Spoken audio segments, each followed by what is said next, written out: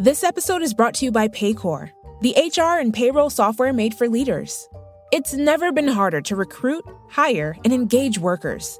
That's why HR leaders and frontline managers depend on Paycor for all things people management, from onboarding and performance reviews to compensation and benefits. Learn more at paycor.com/leaders.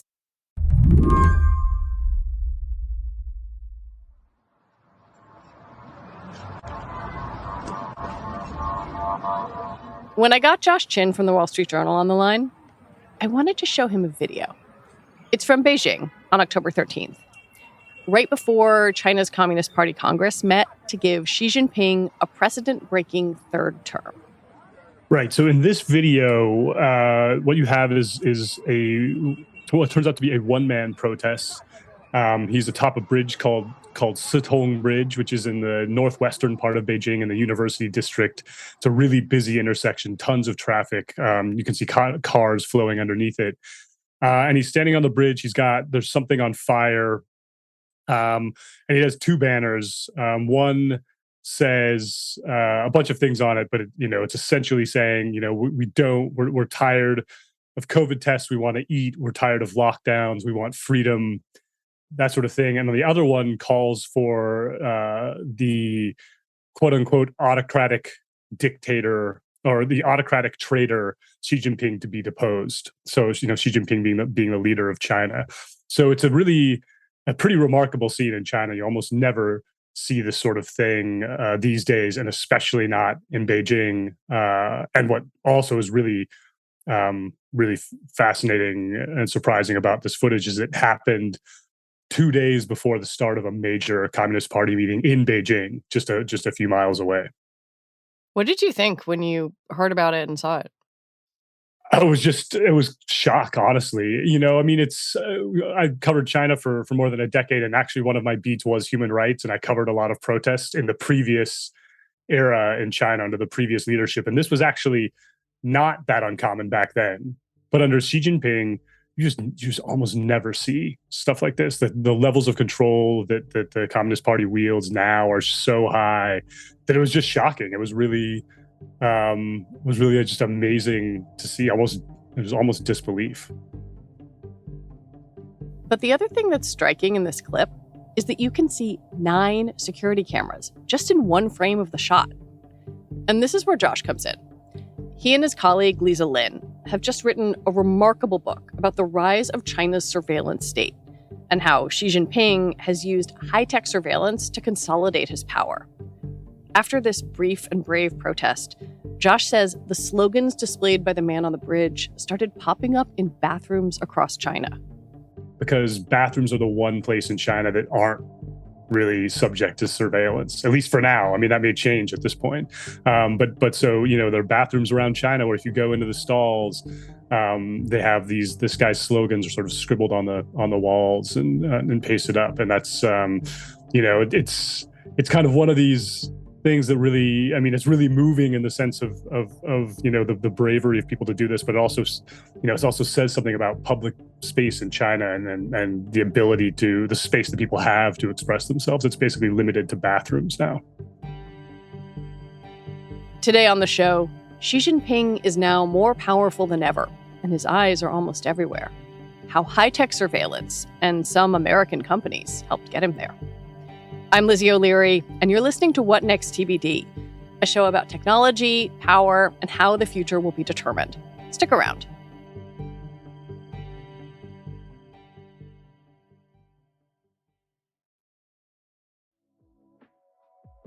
Are you ready? Because this has been the worst start to the stock market in 50 years, and Goldman Sachs warns the best case for stocks is to break even. But Bank of America's chief investment strategist has a recommendation. Real assets can offer investors protection against these conditions. Real assets like contemporary art. Because the last time inflation was this high, contemporary art appreciated more than gold, real estate, and the S&P. Masterworks is opening up this contemporary art market to investors with over 550,000 members and $500 million in art under management. Even as recently as August, Masterworks sold a painting for a 33.1% net return to their investors.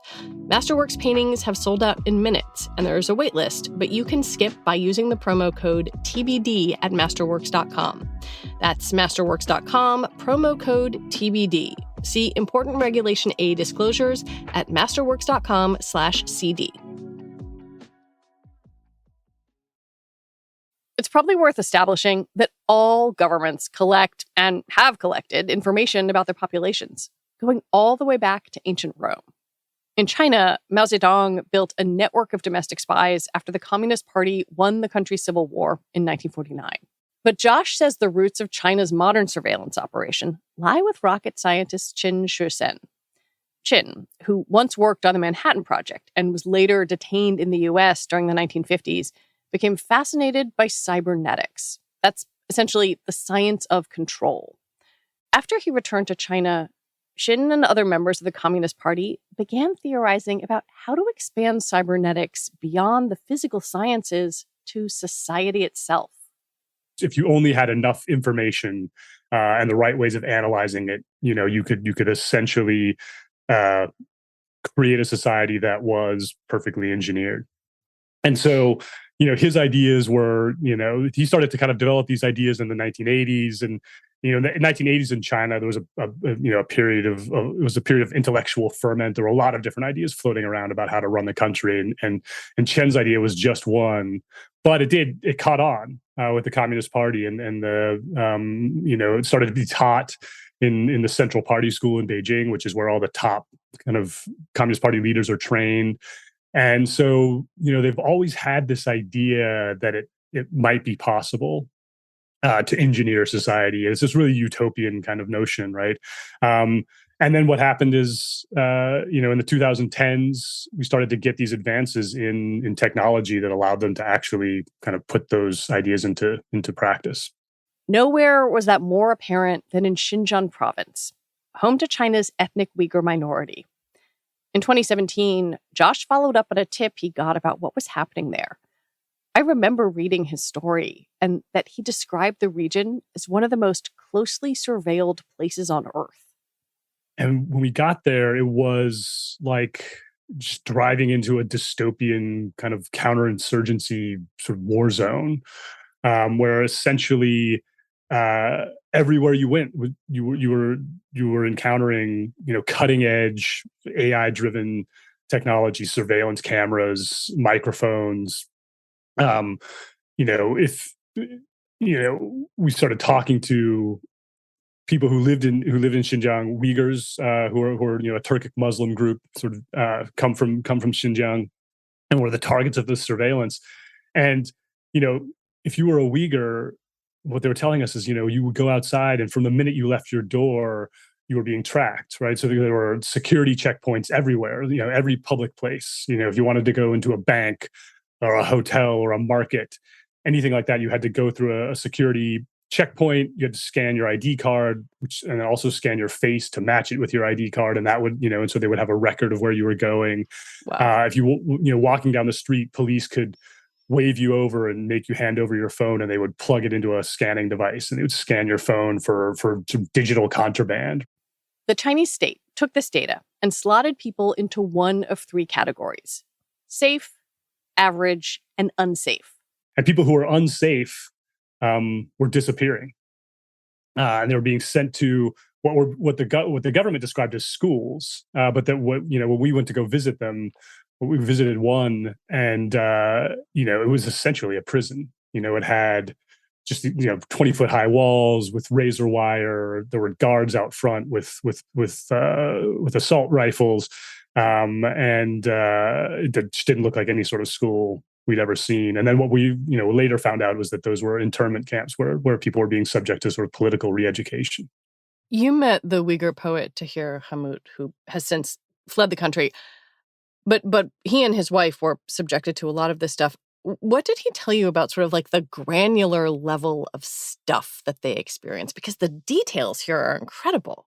Tahir's probably most vivid experience was, sort of early on in 2017, as the system was being rolled out, he and his wife were called into a police station ostensibly to have their fingerprints taken, which they both thought was weird because, of course, every Uyghur in Xinjiang has already had their fingerprints taken before, but they, you didn't really have a choice. And so they went and they got called down into this basement where, which Tahir remembered. I remember him describing this, and you could still sort of see the fear in his eyes as he was describing the scene, because he had previously been in that station and he had heard sort of screams emanating from this basement, because it's where police conducted interrogations. And so he's going down in this basement, and he's just, his heart is thumping, and he gets down there, and he's standing in a line with a bunch of other Uyghurs. Nobody really knows why they're there. They start kind of talking amongst themselves, and they figure out that it's all because, like, all of them had recently traveled abroad, or they all had passports. That was the one thing that kind of tied them together. The line wound past an interrogation room, and Hamut could see chairs with bloodstains on the floor underneath them. When he got to the end of the line, they basically subjected him to this series of biometric tests. And they didn't explain it at all, but they did. I mean, they did take his fingerprints, but then they also took his blood, and then they had him read from a newspaper article for like 5 minutes while they recorded his voice, and then they made, at the end, the sort of finale was a 3D image of his face, where he had to sort of sit in front of this camera as a 3D camera and kind of move his head back and forth and up and down and open his mouth and close it. And he had to do it a bunch of times, because, over and over again, because he wasn't quite getting the movements exactly right. And, and he had no idea what any of this was for. I mean, obviously he realized it was not good.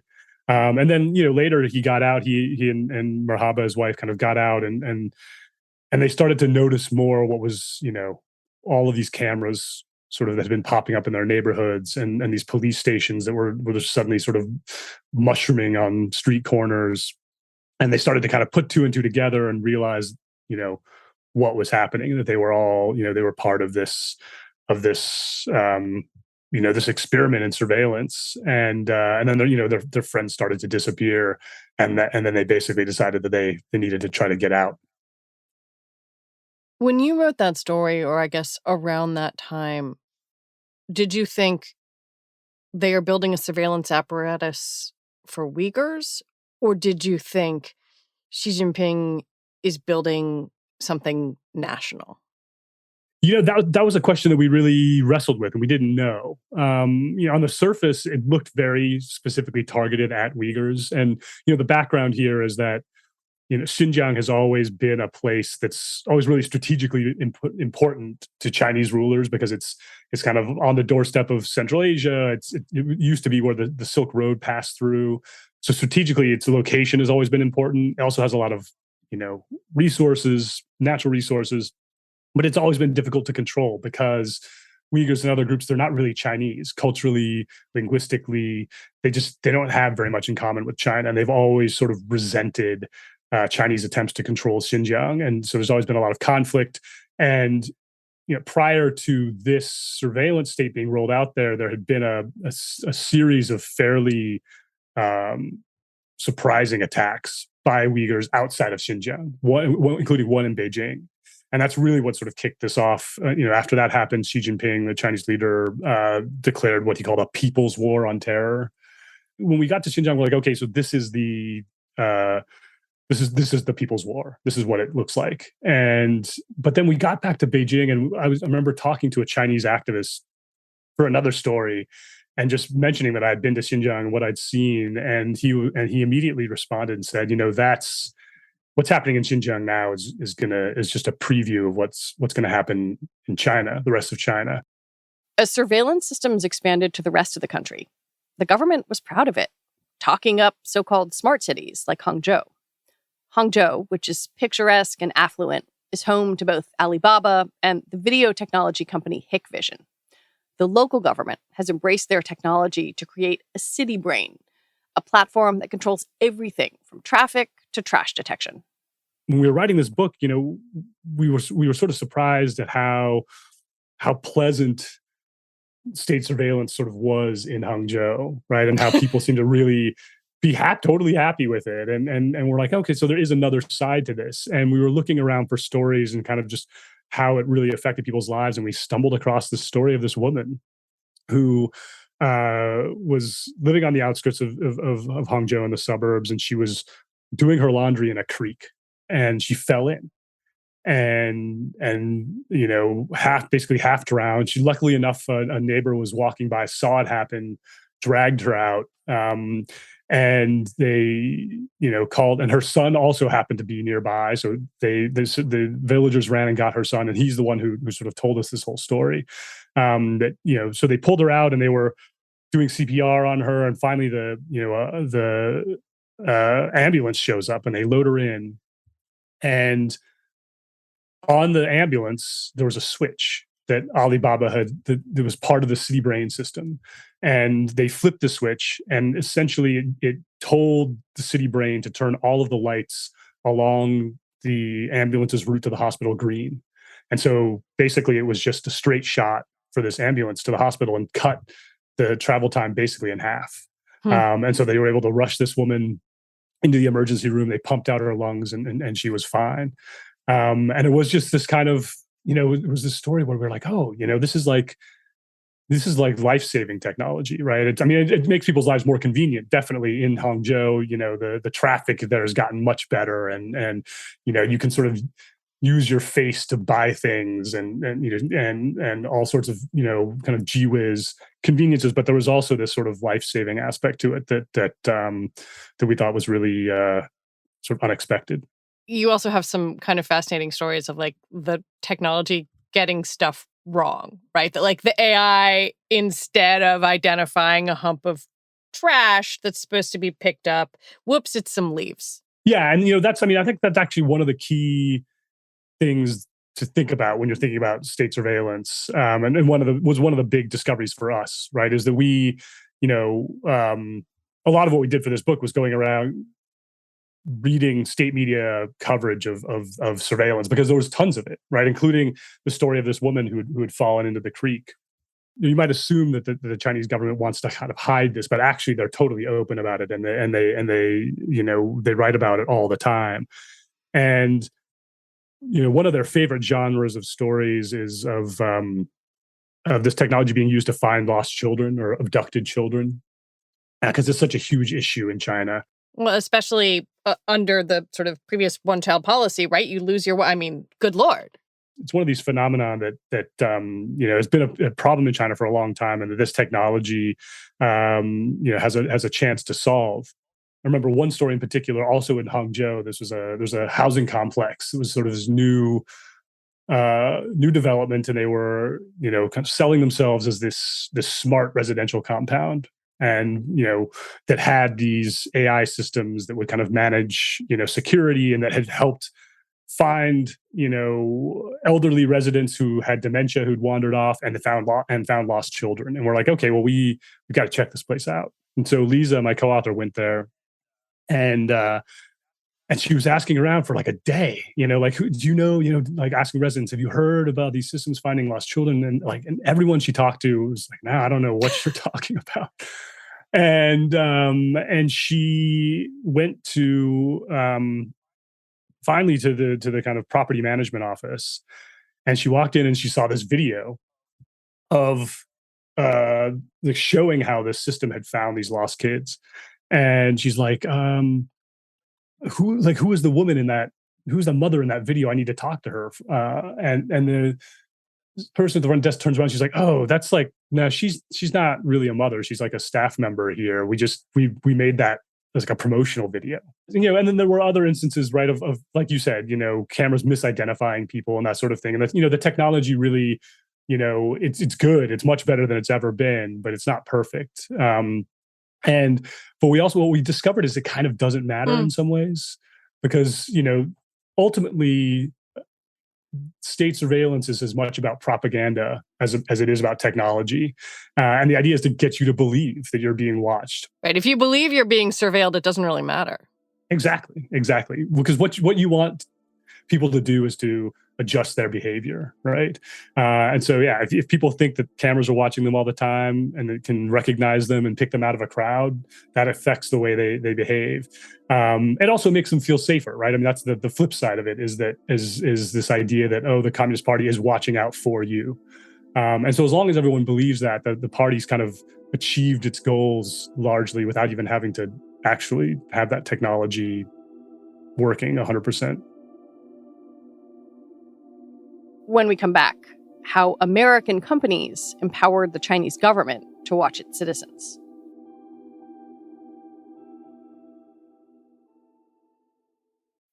In the metaverse, doctors will practice surgeries hundreds of times before operating on real patients.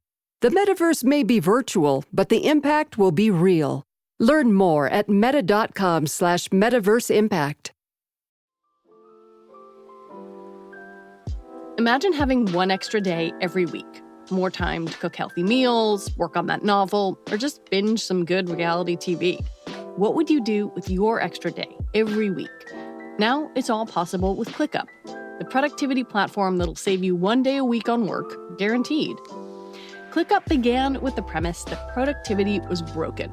There were too many tools to keep track of, too many things in entirely separate ecosystems. There had to be a more productive way to get through the daily hustle. ClickUp is the one tool to house all your tasks, projects, docs, goals, spreadsheets, and more. ClickUp is built for teams from 1 to 1,000 plus. It's packed with features and customization options that no other productivity tool has, so you can work the way you work best. Whether you're in project management, engineering, sales, marketing, or HR, ClickUp has easy-to-use solutions that create a more efficient work environment. Join the more than 800,000 highly productive teams using ClickUp today. Use code TBD to get 15% off ClickUp's massive unlimited plan for a year, meaning you can start reclaiming your time for under $5 a month. Sign up today at clickup.com and use code TBD. Hurry, this offer ends soon. This is a really difficult question to answer because there's always the potential for it to be loaded with so many stereotypes. But is there a way to know how people feel about this surveillance? It's hard to kind of figure out how any group of people feels about this, because I think it really depends a lot on who you are and your context at the time, right? And in China, a lot of Chinese people perceive this system as working in their favor, and so they're happy with it. And but there are plenty of Chinese people, because of who they are or their circumstances, realize that that's not the case. Uyghurs, for example, right? Or people in a city like Hangzhou who suddenly find themselves opposed to the government for whatever reason. One really common example of this in China is eminent domain, because the government in China, they're constantly building things, tearing things down, building new things, infrastructure, bridges, and high-speed rail, and to do that, they have to knock down people's houses. And the Communist Party is able to, they just kind of have the power to do it, right? They sort of come up and they hand you a wad of cash that is usually below market value for your property, and you just kind of have to take it. But if you don't, there are a group of people who refuse, and they try to fight. Those people then become targeted by the surveillance system. There is an argument often made by boosters, certainly of AI and of kind of other different types of algorithmic learning, that, well, these systems are less biased and less corruptible than humans, which we know is not true, because, an algorithm is what its data set is, what its authors are, et cetera. But I heard you make the argument on another podcast that argument may hold some extra weight in China, because particularly if you're thinking about the local police, maybe you really do have no faith in them. That, like, the idea of algorithmic apparatus seems more trustworthy. That is definitely a factor in China. And that's partly because people in China have a lot of faith in this central government. and the higher ranks in the Communist Party. But most Chinese people you talk to, or a lot of Chinese people, I should say, if you ask them about their local government, they have an extremely dim view of local government officials, of local police. There's this perception that they're all corrupt, and so yeah, there is this idea that algorithms are less corruptible than people, and so maybe it's better for them to be running things. And one example of this, in Hangzhou that we ran across that was really interesting was this system called CityEye, which is used by a government agency called the Chengguan, which they're basically sort of they're urban management officials. Are kind of like a junior varsity police force. It's an AI camera system that's trained to spot things like litter or illegally parked cars or unlicensed street vendors, beggars, and that sort of thing, and flag those street violations to the Chengguan and sort of alert them.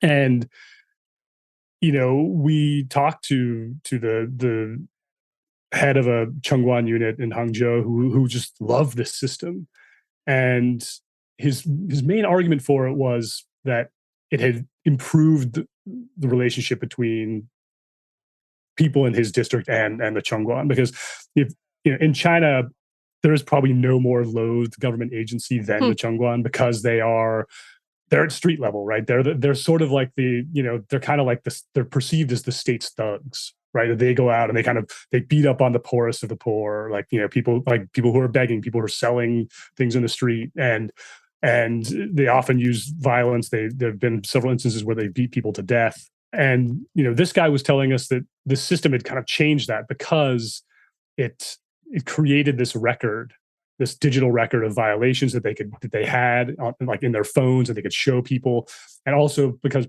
people just trusted that the computer system was identifying it, not a human being, identifying a violation, not a human being.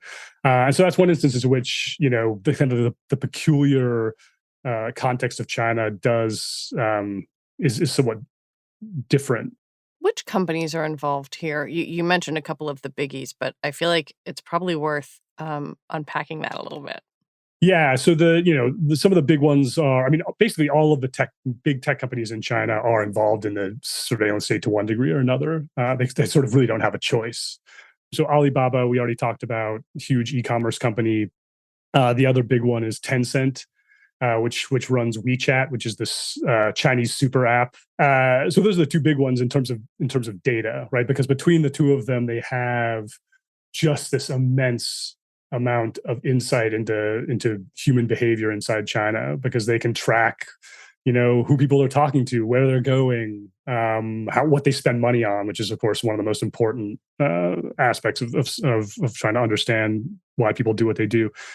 Then there are also camera companies like Hikvision and Dahua. There's Huawei, which is the big Chinese telecom company that I think people will recognize, which actually sells a lot of these Chinese systems abroad. They're a major exporter.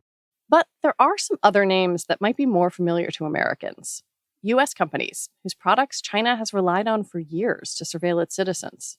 One of the companies we looked at was Intel, which its venture capital arm turns out to have funded one of the pioneers of digital surveillance in China, and also sold chips to them and sort of gave them advice. You have NVIDIA, which is a major chip maker in California, also sells a lot of chips to Chinese surveillance companies. Microsoft, basically you name it, kind of almost any Silicon Valley company out there, besides maybe with the exception of Google, which is essentially had to leave China. They're involved in one way or another, and that's actually been a long-standing relationship. I'm also really interested in the fact that some of these companies are exporting tools and systems to other places, to Uganda, for example. And I wonder if you think that is about selling Chinese products or a Chinese vision of surveillance? Or does it matter? I think the answer is yes. It's definitely both. Chinese companies they are very commercially driven, and they've essentially saturated the Chinese market. Right, there are something on the order of 400 million surveillance cameras installed in China already. There's one for every 3 or 4 citizens, and so if you're a Chinese camera maker, you kind of can't really sell into China anymore, right? So you have to look abroad.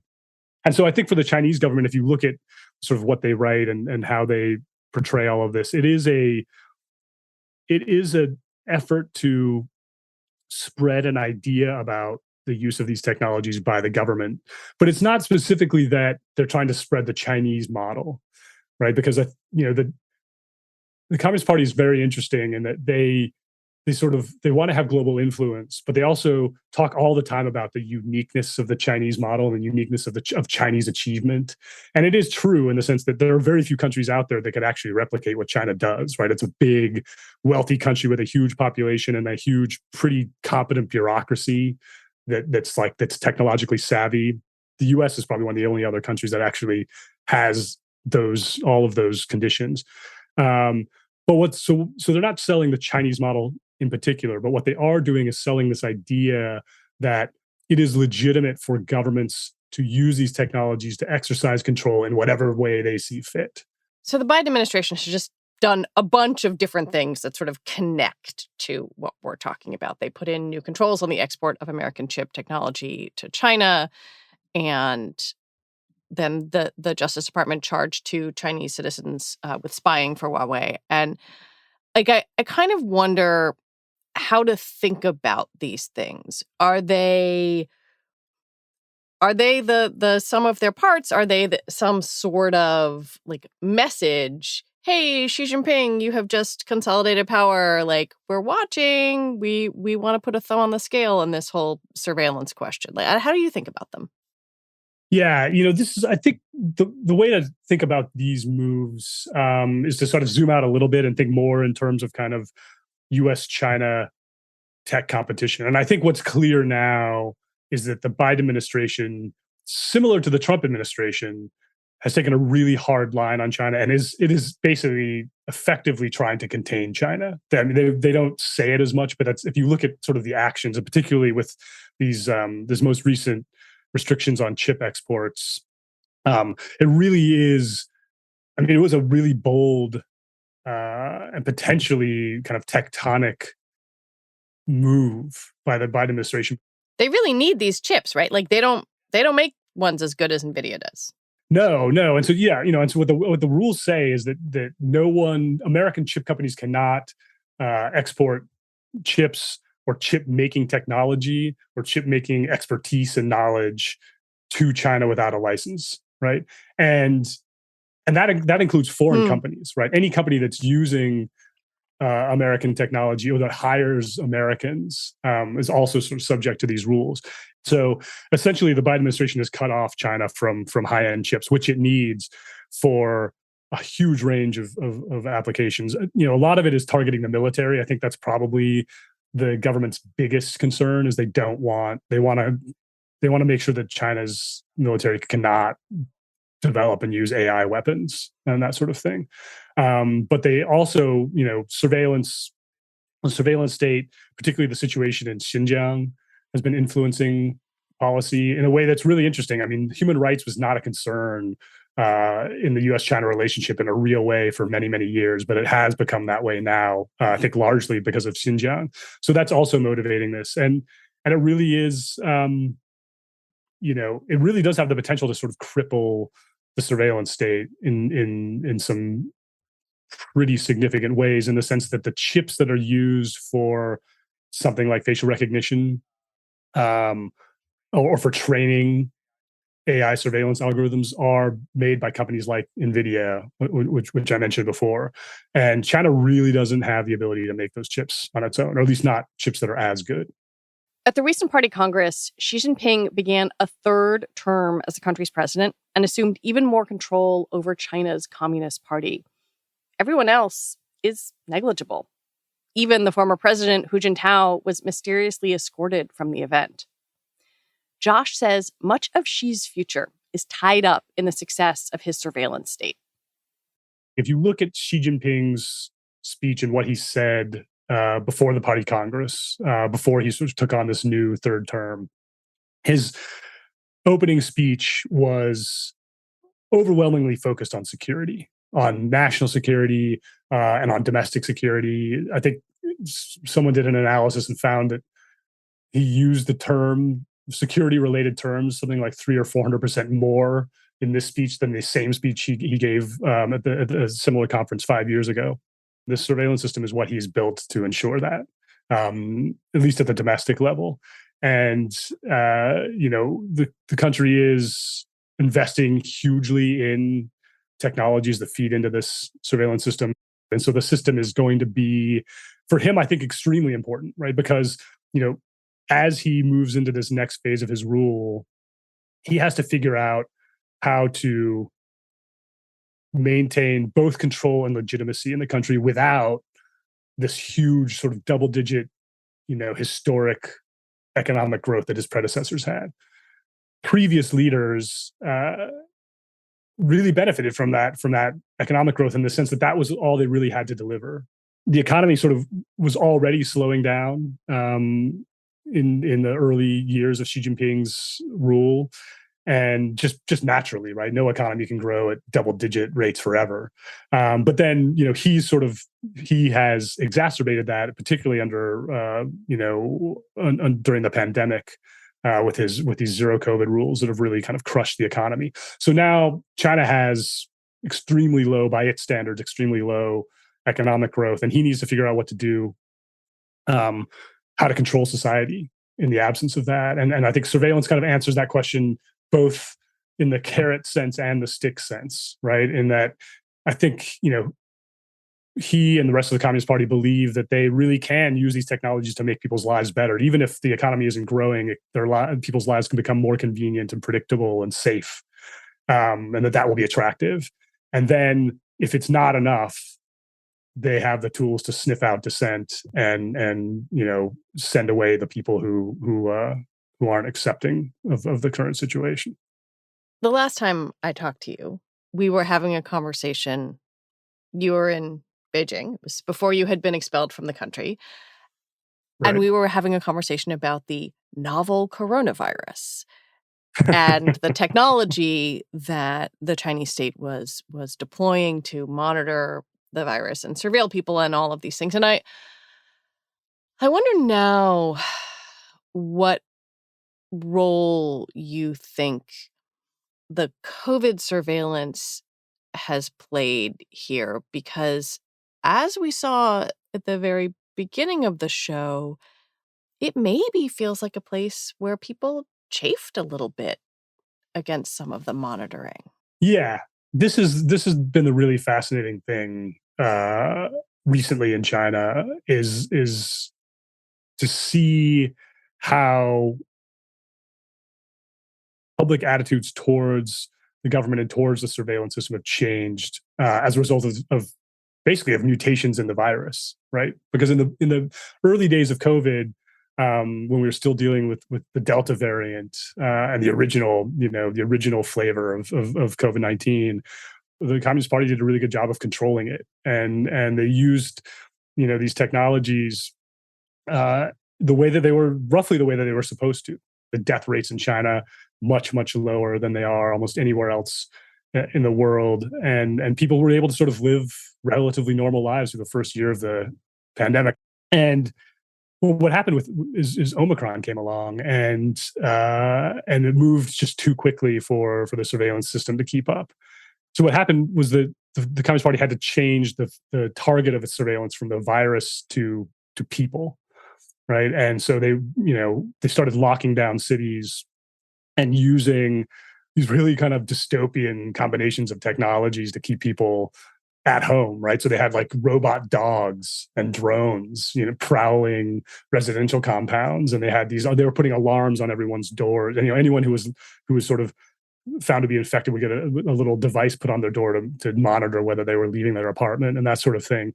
And the lockdowns were really harsh, including in Shanghai. There was this weeks long lockdown in one of the wealthiest cities in the country, and people were having trouble getting food and medical care, and they were really freaking out in ways that those people, like wealthy residents of this financial center in China, has not really experienced before. That has changed things for at least a certain group of people in China. I think people now do feel like life under COVID zero with just repeated lockdowns and constant surveillance is just too much. And the other issue is that there's no end in sight. The Communist Party keeps doubling down on it. Xi Jinping, in his speech earlier this month, doubled down on it again, and as a result, the economy is bad. And so, it is. You are starting to get this pushback in China, and that's probably what is behind the protest in Beijing. Josh Chin, thank you for your reporting and for your time. Thanks so much for having me. It's always a pleasure. Josh Chin is the Deputy Bureau Chief for China for the Wall Street Journal and the co-author with Lisa Lin of Surveillance State. And that is it for our show today. What Next TBD is produced by Evan Campbell. Our show is edited by Jonathan Fisher and Mia Armstrong-Lopez. Joanne Levine is the executive producer for What Next. Alicia Montgomery is vice president of audio for Slate. TBD is part of the larger What Next family, and we're also part of Future Tense, a partnership of Slate, Arizona State University, and New America. And if you're a fan of the show, I have a request for you. Become a Slate Plus member. Just head on over to slate.com/whatnextplus to sign up. We'll be back next week with more episodes. I'm Lizzie O'Leary. Thanks for listening.